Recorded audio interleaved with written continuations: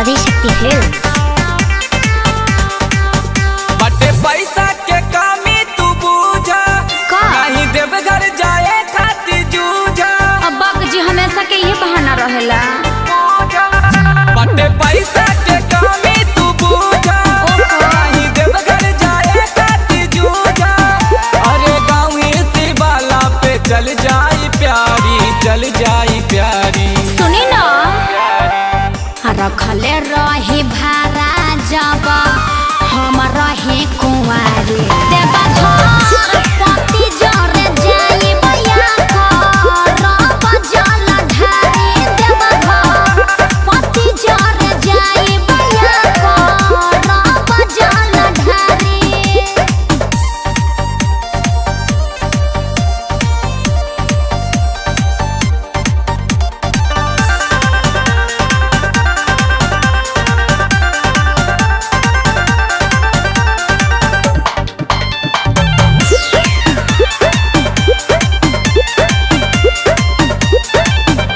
हो गइल सपना पूरा हमारा मन के रउआ रखवाली कर तानी जी बतन के तानी जी बतन के। बात को हर माना तानी रुका एक साल हो। नया नया शादी भइल बाटे फिलहाल हो। अरे हमरो तमान रहे काबर सवारी हो, झालर सवारी, झालर सवारी।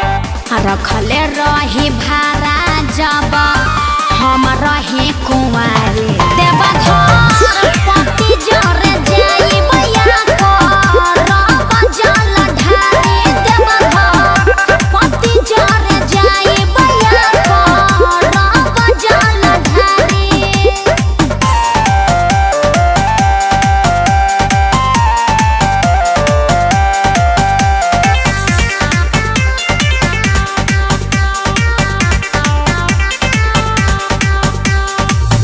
यादव लालू राज बजा तारे जी साथे कोली तो यारी मिली झूली हाथ पाथे।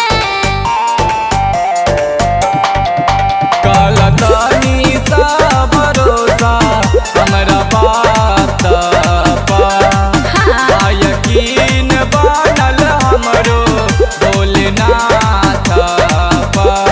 अच्छा नहीं के पैसा इतना की करी सवारी हो, करी सवारी बुझलू। ओहो रखले रही भारा जब हम रहे कुंवारी देवा घर